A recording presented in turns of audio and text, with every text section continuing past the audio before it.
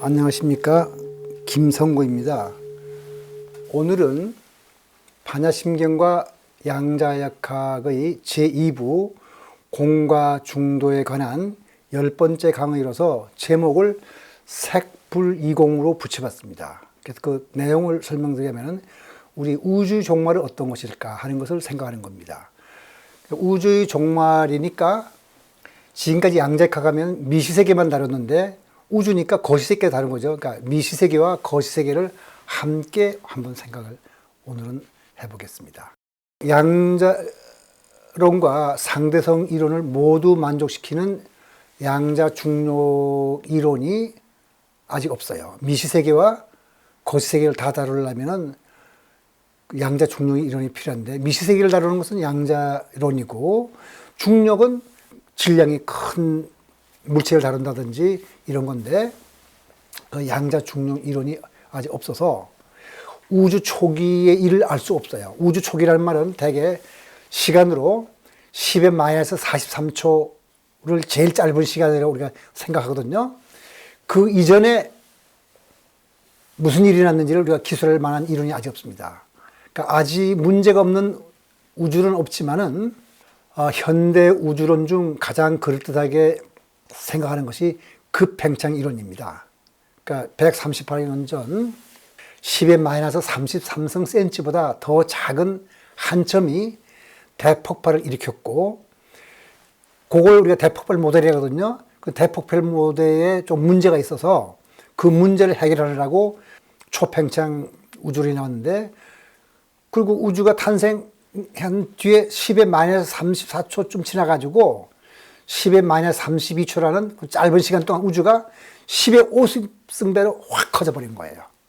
미시세계 현상을 정확하게 기술하는 것이 양자론이고, 그 다음에 중력과 같은 거시세계 현상을 정확하게 기술하는 것이 일반 상대성 이론인데, 빅뱅은 뭐냐면 10의 마이너스 33성 센치보다 더 작은 한 점에서 시작했기 때문에 분명히 우주의 탄생을 기술하려면 양자론이 필요하죠. 근데 또 우주가 나오니까 우주와 같은 큰 질량을 가진 걸 다뤄야 되니까 일반 상대성 이론을 동시에 만족시키는 양자중력 이론이 필요해요. 그래서 정확한 양자중력의 이론이 없어서 무엇이 왜 어떤 과정을 통해서 대폭발이 일어났는지 정확하게 기술할 수 없지만, 적어도 진공에서 대폭발이 일어났다면 그것으로서 색과 공에 관한 반야심경의 이치를 짐작해 보는 것은 그다지 어렵지 않습니다. 그래서 먼저 아인슈타인의 중력장 방정식을 구경해 보죠. 이건 거시세계를 다루는 방정식입니다. 여러분들이 뭐 이걸 풀어보라고 생각하는 게 아니라 그냥 구경만 그냥 하는 겁니다. 거기에서 빨간 걸 우주상수라 쓴 거 있죠. 그죠? 그 위에 있는 것을 그 화살표를 가리키는 그 기호를 그리스 말로 람다라 그러는데 그걸 우주상수라 불러요. 그 왼쪽 항은 뭐냐면은 소위 기하학적인 구조를 말하는 거고, 우변은 거기 T라고 썼죠. 그죠? 뭐 앞에 C 4승분의 8파이 G 같은 건 상수인 거고, 그냥 T 뮤인데 그것이 우주에 있는 모든 물질과 에너지 분포를 말합니다. 그러니까 우리 우주의 시공간 구조와 모양과 물질의 분포가 어떤 관계를 맺고 있느냐 하는 것이 아인슈타인의 장방정식입니다. 그래서 이 식 하나에 우주의 탄생부터 죽음까지 우주 운명이 다 들어있어요. 그리고 블랙홀이라든가 웜홀의 존재도 이 방정식으로 예측하는데, 근데 아인슈타인은 여기를 어떻게 생각했냐면은, 아까 람다라는 우주 상수가 없을 때 어떻게 되냐 봅시다. 고민했던 게 뭐냐면, 그 별들이 많이 커져 있죠? 별들은 중력이니까 어떻게 되겠어요? 무한히 펴져 있지 않다면은, 유한한 공간에 퍼져 있다면은, 별들이 중력에 잡아당겨서 붕괴돼 버리겠죠? 빨려서. 유한한 공간에 물질이 분포되어 있다면 중력의 작용에 의해서 인물체들은 서로 잡아당기고 결국 물체의 중심부를 향해 수축하게 될 거예요. 다시 붕괴해 버릴 거예요. 이거 뉴턴도 고민했던 거거든요. 그래서 아인슈타인이 장방정식을 만들어 놓고 이 고민을 했어요. 그래서 이 물질이 안으로 모여들지 않고 바깥으로 퍼져나가게 균형을 유지해서 잡아당기는 힘과 밀어내는 힘이 균형을 잡으려면 어떻게 하면 되겠냐. 그렇게 생각해서 아인슈타인이 그 우주상수 람다를 집어넣은 거예요. 그래서 지금 말씀드린 대로 우주상수를 집어넣어서 그 별들이 서로 잡아당겨가지고 안으로 수축하는 것을 막아내게 하느라고 우주상수를 넣었는데 언뜻 생각하면 상당히 근사한 아이디어 같잖아요. 그래서 일반적으로 안정적인 우주 모형을 만들려면 물체가 중력에 대항하여서 물체들을 바깥으로 밀어내는 힘이 필요한데 그 진공에 어떤 에너지가 있으면 이 역할을 수행할 수 있어서 아인슈타인은 1917년 자신의 방정식에 우주상수를 이렇게 넣었습니다. 이 람다가 요즘 우주에서 말하는 암흑 에너지입니다. 여러분들도 아마 암흑 에너지라는 말을 많이 들어봤을 텐데, 그런데 이 방정식이 사실은 람다가 없더라도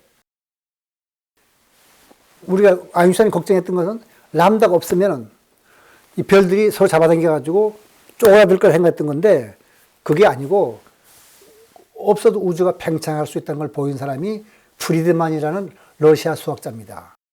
프리드만은 사실은 1922년에 여기는 지금 제가 1924년이라 썼는데 그건 논문을 발표한 거고 22년에 일반 상승에서 이론으로부터 조건에 따라서 우주가 팽창할 수도 있고 팽창했다가 다시 수축했다가 또 팽창할 수도 있다는 그런 방정을 유도해가지고 아인슈타인한테 보냈는데 아인슈타인이 그걸 묵살해버렸어요. 그리고 곧 얼마 후에 프리드만 죽습니다. 근데 또 프리드만 말고 이 가톨릭 신부인데 조르주 르메르트가 1927년에 팽창하는 우주에 관한 논문을 발표하고요. 그래서 그걸 실제로 관측한 것을 우리가 허블 법칙이라고 하는데 이미 허블 법칙 같은 걸 다 유도했어요. 1927년 벨기에 소울베이 컨퍼런스에서 발표했더니 아인슈타인이 뭐냐면 당신의 수학 실력 인정하지만 그러니까 수학에서부터 그런 답이 나왔다는 걸 인정하지만 그 수학이 그런 답을 준다 해서 그걸 믿으면 당신은 바보요.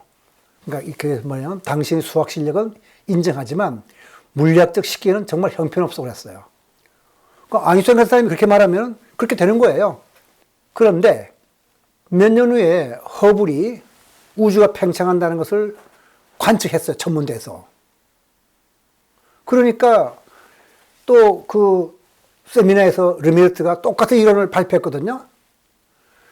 그날 이제 우주가 팽창한다는 걸 관측 사실이 있다는 걸 알고서 그 세미나에 참석한 사람은 아인슈타인이 이렇게 말했어요. 똑같은 이론을 듣고서 내가 지금까지 들어본 우주 창조 이론 중에서 정말 가장 아름답고 만족스러운 이론이요. 이렇게 말했습니다.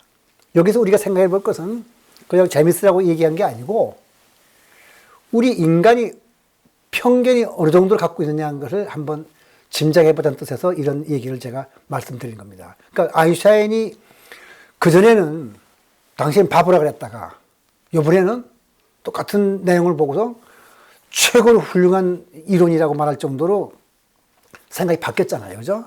우리의 편견이 어느 정도인가. 그 다음에 아인슈타인뿐만 아니고 사실 우리 모든 사람들은 어떤 편견과 선입견에 의해서 사물을 제대로 보지 못하고 왜곡해서 해석하고 본다는 것이 불교거든요. 그런 뜻에서 제가 이 얘기, 일화를 소개하는 겁니다. 예, 지금까지 제가 프리드만과 르메트르 이론을 얘기를 했는데, 이 대폭발 모델이라면은 빼놓아서는 안 될 두 가지 이론이라는데, 하나는 조지 가모브의 대폭발 모델이고, 다른 하나는 펜로즈와 스티븐 호킹의 특이점 정리입니다. 그 특이점 정리부터 먼저 말씀 간단히 드리겠습니다. 우주가 팽창을 한다고 하더라도 우리가 어떤 생각할 수 있냐면은 이것이 처음에 한 점에서 나온 것이냐 하는 것을 확신할 수 없습니다. 예를 들어서 이게 팽창하고 있는 걸 거꾸로 가면 이렇게 될 수도 있잖아요. 또 예를 들어서 이렇게 팽창하는 별 둘이 시간을 거꾸로 흘려보면 이렇게 될 수도 있고 엇갈릴 수가 있거든요. 그게 아니고 처음에 딱 하나의 점에서부터 이렇게 팽창을 했다고 발표한 이론이 펜로즈와 스티븐 호킹의 특이점 정리이고요. 그러니까 특이점 정리에서는 그만큼 말씀드리고, 그 다음에 아주 유명한 모델, 대폭발 모델로서 가모브의 모델에 대해서 설명을 드리겠습니다. 가모브의 대폭발 모델은 앨퍼라는 그 제자와 그 다음에 한스 베테라는 유명한 물리학자와 조지 가모브 세 사람이어서, 이름은 보면은 알파, 베타, 가모브 하니까 그리스 문자를 놓고 본다면 알파, 베타, 감마처럼 느낄 수가 있겠죠. 그래서 이것을 알파, 베타, 감마 이론이라고 하는데, 사실은 거기에 맞추기 위해서 한스 베테는 저 대폭발 이론에 아무런 일도 안 했는데, 조지 가모브가 전화를 해가지고 내가 지금 그런 이론을 만드니까 당신 이름을 넣자 해서 억지로 넣었다고 합니다. 그래서 1948년 The Origin of Chemical Element라는 제목으로 우주의 팽창에 관한 체계적인 논문을 발표하는데, 이게 중요한 점은 뭐냐면은 우주가 단순히 팽창한다는 것 말고도 우주가 어떤 조건에서 팽창했다면 그때 일어났던 일 중에서 현재 우리가 그 대폭발을 확인할 수 있는 어떤 실험적 증거가 있느냐, 이걸 밝히는 이론이기 때문에 중요합니다. 이 논문에서 두 가지 중요한 사실을 예측했습니다. 하나는 뭐냐면은 만일 정말 우주가 그 한 점에서 폭발했더라면 그때 수소와 헬륨의 질량비가 우주에는 대개 3대 1쯤 될 거다 하는 것과, 그때 폭발할 때 크게 폭발한다면 어떻게 되겠습니까? 뜨거운 빛이 나왔을 테니까 그 팽창하게 식었을 거 아닙니까? 그죠? 그래서 그때 나왔던 빛이 아직도 있을 거다. 우주 배경 복사가 몇 도 정도의 그 온도에서 나오는 우주 배경 복사가 있을 거라는 것을 예측을 했습니다. 이 두 가지가 만일 밝혀진다면 이제 대폭발 모델을 우리가 더 믿을 수 있게 되는 건 거죠. 그래서 대폭발 이론의 기본 내용은 이런 겁니다. 우주가 프랑클 길이라고 부르는데 10의 마이너스 33승 센치보다 작은 한 점에서 폭발했다. 얼마만큼 작은 점이냐면은 원자의 크기가 10의 마이너스 8승 센치. 근데 핵의 크기가, 원자 핵의 크기가 10의 마이너스 12승 센치인데 그거보다도 10의 마이너스 21cm 분의 1만큼 더 작으니까 굉장히 작은 거죠. 거기에서 우주가 그만큼 작은 한 점에서 폭발했다, 이렇게 되는 겁니다. 근데 이 빅뱅이라는 이름은 누가 붙인 거냐면 1949년 영국 BBC 방송사의 한 프로그램에서 그 당시 정상 우주론을 주장하던 프레드 호일이라는 유명한 물리학자가 천문학자가 있었습니다. 그 사람이 바로 옆에 앉은 미국 이론 물리학자에게 이런 말 했습니다. 당신 말대로 우주가 이렇게 조그만 점에서 폭발했더라면 그야말로 빅뱅으로부터 만들어졌겠군요, 좀 농담 내지는 비꼬는 투로 만들었는데, 아주 이 말이 이 모델의 근사하다 그래서 사람들이 그다음부터는 이걸 빅뱅 모델이라고 부릅니다. 그래서 우주가 한 점에서 출발했다는 사실에서 볼 때 이 대폭발 모델은 옳다고 할 수 있어요. 그리고 그 시험적 증거도 있는데 몇 가지 설명해내지 못하는 문제들도 있습니다. 그래서 급팽창 이론이 나오게 되는데, 급팽창 이론은 제가 나중에 설명을 드리겠습니다만 여기 잠깐 말씀드리자면 우주가 그냥 팽창하는 것이 아니라 어느 순간 엄청나게 그냥 갑작스레 확 팽창했다, 이런 뜻이 되게 됩니다. 아주 급속도로, 빛보다 더 빠른 속도로 팽창을 하게 되는 겁니다. 그러니까 여러분들이 빛보다 더 빠른 속도로 팽창한다는 말을 들으면 특수상대성 이론에 어긋나는 거 아니냐 이런 생각할 텐데 그렇지는 않습니다. 특수상대성 이론은 우주 공간을 빛보다 빠른 속도로 가로질러 가는 것은 불가능합니다. 그렇지만 공간 자신이 빛보다 더 빠른 속도로 늘어나는 건 가능해요.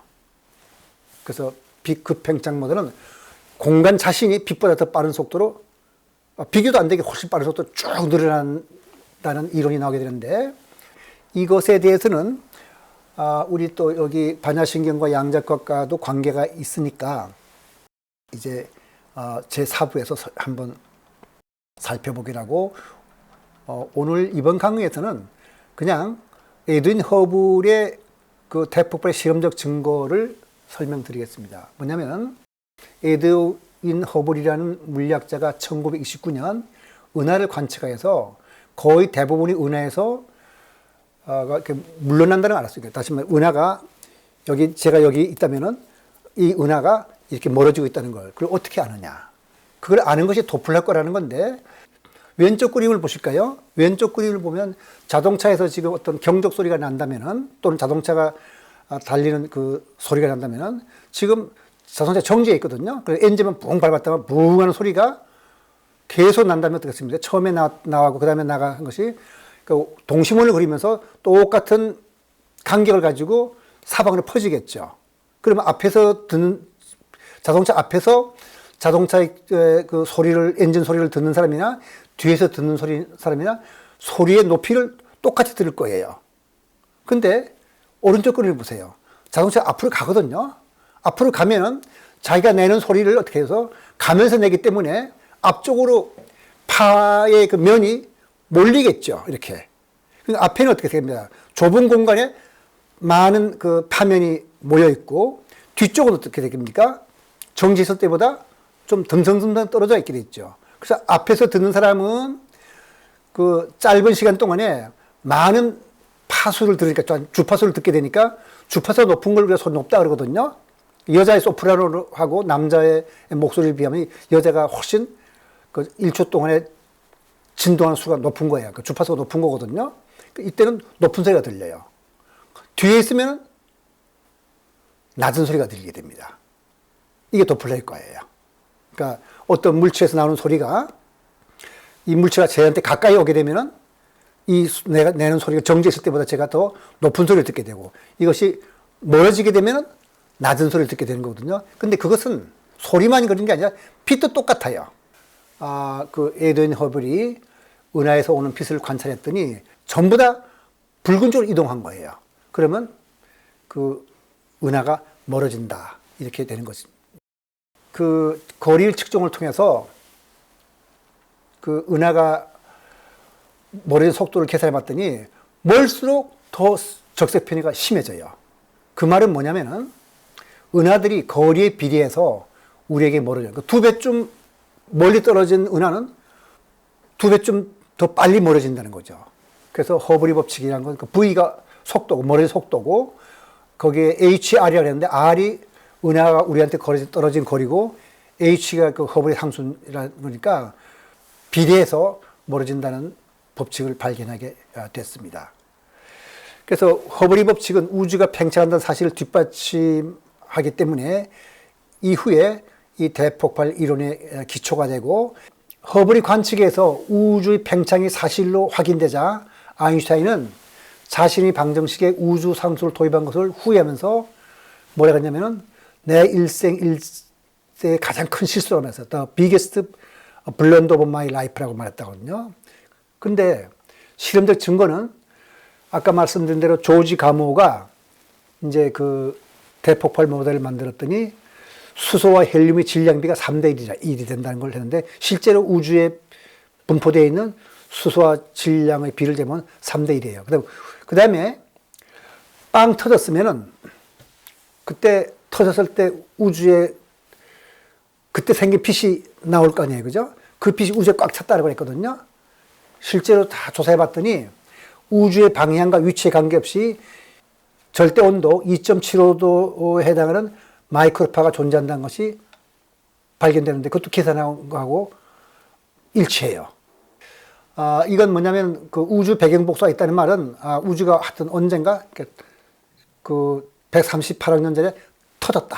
이걸 말해주는 실험적 증거라고 보는 거죠. 공과 세계의 그 의미를 살펴보자는 뜻에서 이걸 설명드리는 건데 우리가 우주가 터졌다 그러면은 어떻게 생각하냐면은 아무것도 없는 텅 빈 공간에서 뭐가 폭발이 일어나가지고 물질이 쏟아졌다고 생각하는데 그렇지 않습니다.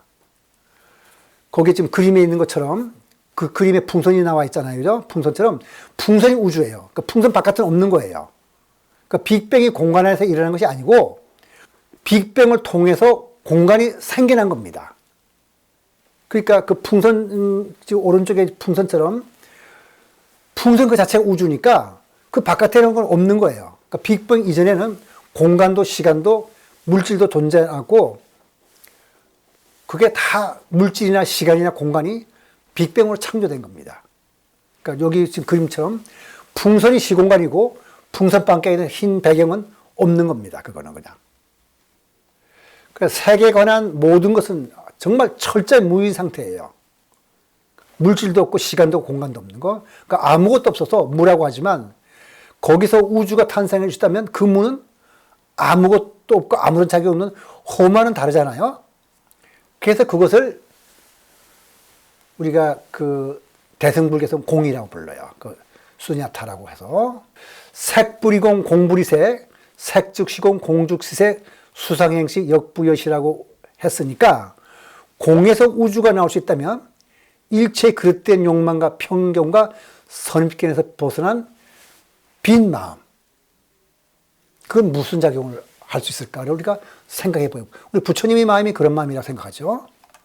선승들이 반하착이란 말을 합니다. 그러니까 마음을 다 내려놔라. 그러니까 마음속에 들어있는 일체 욕망과 뭘 다 내려놓는 것에 이 절대 자유를 뜻하는데, 유식불교에서는 빈 마음은 대원경지를 뜻해요. 정말 그런 걸 다 내려놓아 버리면 사물을 있는 그대로 비춰본다는 거죠. 그러니까 공을 물리적 측면에서 볼 때 공에서 우수가 탄생할 수 있다면, 공을 정치적 측면에서 볼 때 빈 마음은 뭔가. 정말 빈 마음이라는 게 방하차의 마음인데, 유식불교에서 볼 때는 그렇게 빈 마음이라면 사물을 있는 그대로 보는 대원경지에 이른다. 그러니까 깨치는 거죠, 바로 그게.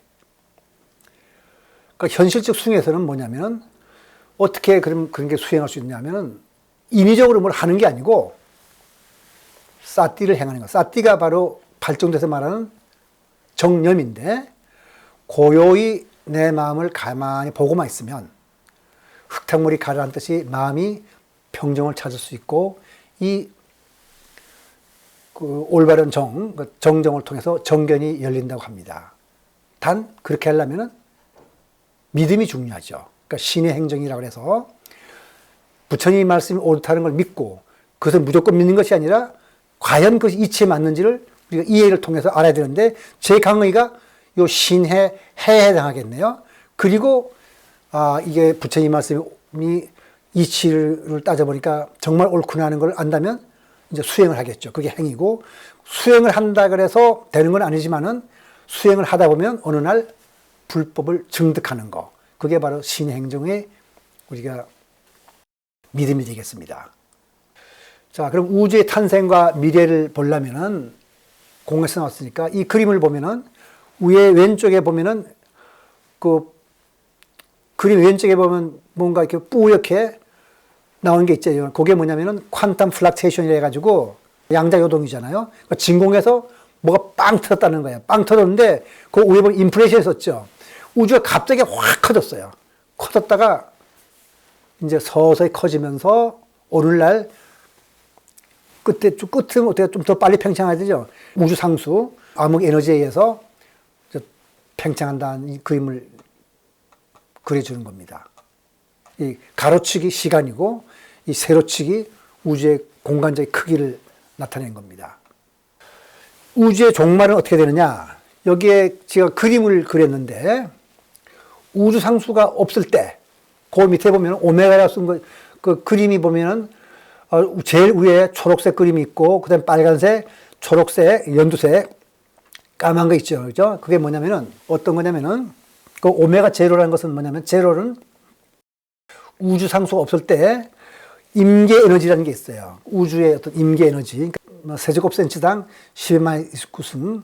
그러니까 그거를 임계 에너지 해가지고, 만약 우주에 있는 물질 양이 그거와 똑같으면은 우주는 거기에 가운데 있는 그림처럼 그 K 있고 제로, 오메가 제로 1처럼 이렇게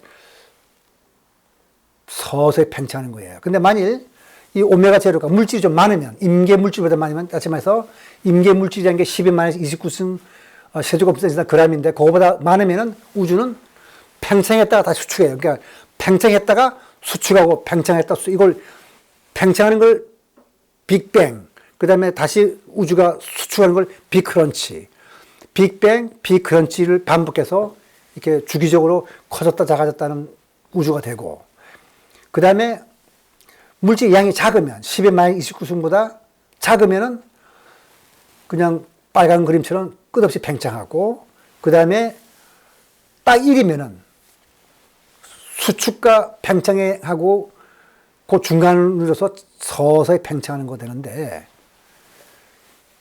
그 세 가지 그림을 보통 생각했는데 1998년에 그 두 연구팀이 서로 독립적으로 연구하는 두 연구팀이 우주 상수가 0이 아니라는 결과를 나왔어요. 그럼 어떻게 되느냐? 지금 제가 설명드린 그림, 그러니까 이렇게 팽창 수축을 하는 까만 그림하고 거기에 연두색 그림하고 빨간 그림 말고 그냥 굉장히 빨리 가속 팽창을 한다는 걸 발견했어요. 그 우주 상수가 0이 아니면은 그렇게 밀어내기 때문에, 그러니까 우주의 팽창 속도는 시간이 지남에 따라서 더욱 빨라지고 있다는 걸 발견했어요. 물론 여기에 대해서도 논란이 있어요. 논란이 있지만 지금은 사람들이 다 우주의 미래는 가속 팽창이 된다는 걸 믿고 있어요. 그래서 우주의 미래는 그것을 빅립이라고 하는데, 립이란 말이 뭐냐면 모든 게 찢어지는 것이거든요. 그러니까 모든 물질이 다 산산이 흩어지고 멀어지는 겁니다. 그래서 그 별과 별들, 은하만 멀어지는 것이 아니라 우리 몸을 구성하고 있는 그 세포라든가 원자가 있으면 그것도 다 찢어져 가지고 소립자로 결합돼서 원자를 만들어내면 원자를 구성하고 있는 소립자도 다시 찢어져 가지고 산산이 흩어지는 거죠. 그것이 우주의 미래라고 보는 겁니다. 그러니까 암흑 에너지는 우주 상수 람다가 0이 아니라는 것은 진공 중에 어떤 암흑 에너지가 있다는 것을 뜻하는 데서 그걸 우주 상수를 암흑 에너지라고 이제 부르는데, 여기 논란이 물론 있습니다만 지금 부르는데, 그런데 이론적으로 학자들이 람다의 측정치와 진공 에너지의 이론적 계산을 해보면, 진공 에너지가 얼마인가를 계산해 보면은 10의 마이너스 122승이에요. 그러니까 이론적으로 계산한 것보다는 이 람다가 10의 마이너스 122승만큼 작은 거죠.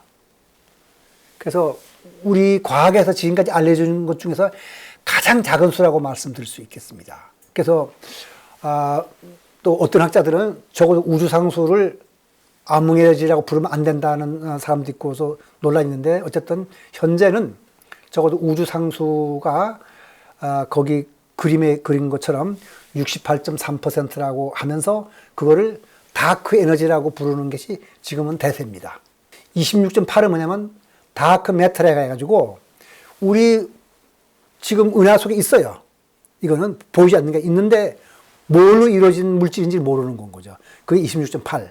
근데 우리가 보통 알고 있는 이런 물질들은 4.9.